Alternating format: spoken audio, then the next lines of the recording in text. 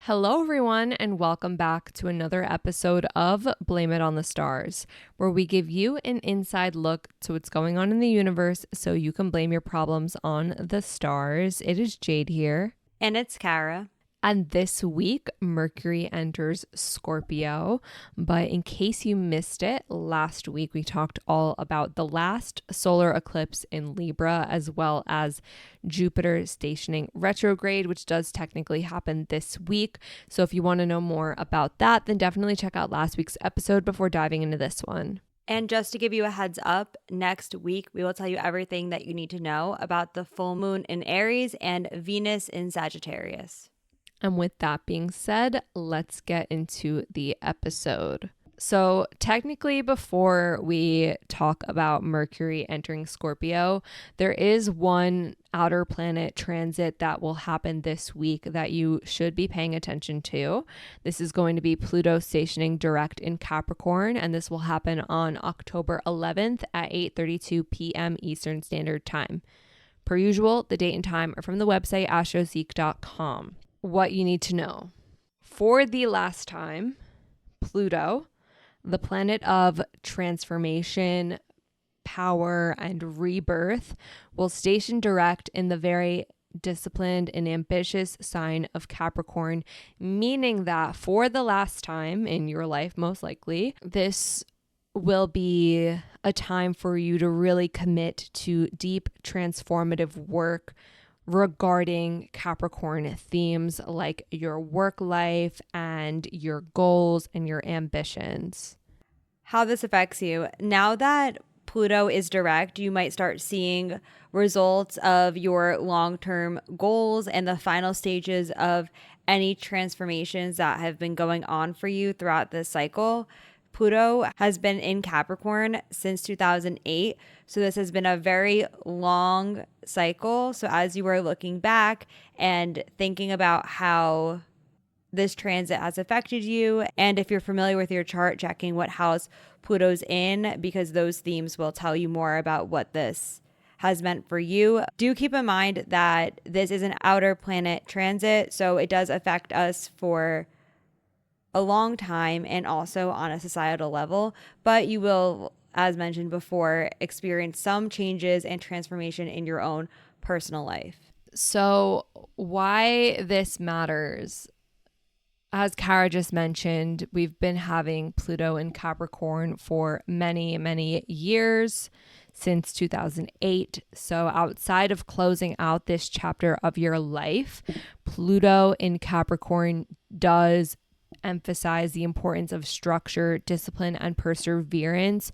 So in these final weeks of Pluto in Capricorn, you need to use this time to solidify the changes and transformations that you have made throughout this long period of time so that you can have greater stability in the future. It is a really powerful time to just take control of your destiny and make those last pushes towards these big changes happening in whatever house Capricorn is in your chart.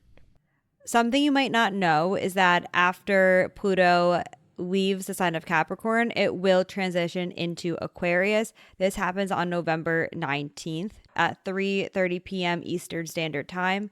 While Pluto is in Aquarius, the energy and themes will shift to Aquarius topics such as big transformation in society, personal ambitions, and technology.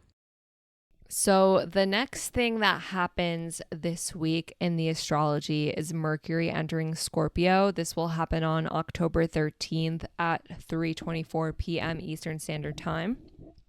What you need to know: when Mercury, the planet of communication, enters the very investigative sign of Scorpio, you'll notice that you are able to focus on having really deep conversations and your research skills get a little bit stronger. How this affects you. While Mercury is in Scorpio, you might notice that your communication gets more intense and focused. You will be more likely to want to dig deeper into conversations that you're having and really trying to figure out why things are the way they are, why people feel the way they feel, and things like that.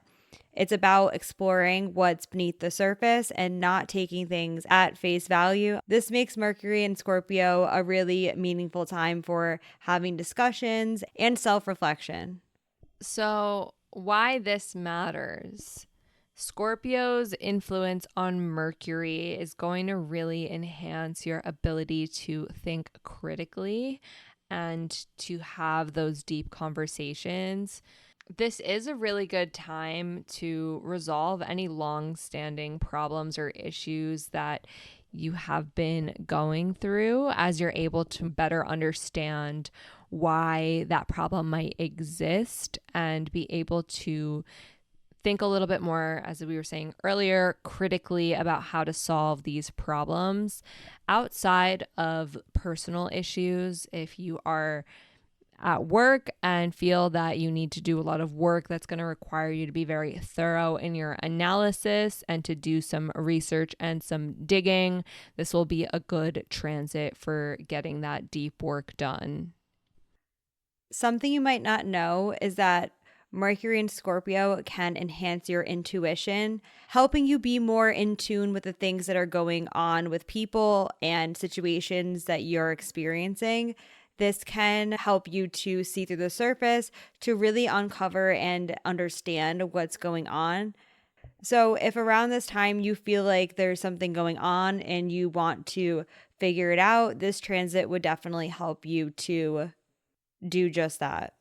If you are wondering how long this transit lasts, Mercury will enter Sagittarius on November 2nd at 3:18 p.m. Eastern Standard Time.